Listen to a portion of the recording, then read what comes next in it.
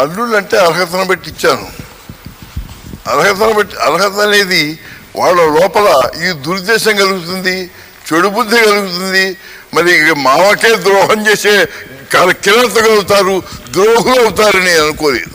ఆ తర్వాత ఏ విధంగానైనా సరే ముఖ్యమంత్రి కావాలి అనేటటువంటి ఆశ మాత్రం మనసులో చావలేదు. అది అట్లాగే ఉంది.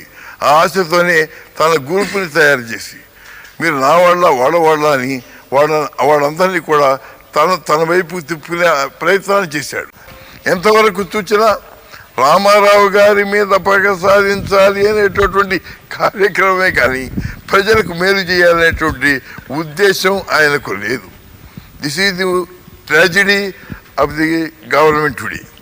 దాని పర్యవసానమే ఈనాడు వాడు చేసినటువంటి ఈ కుచితమైన విధానం. This is the final attempt of there's which was started long back.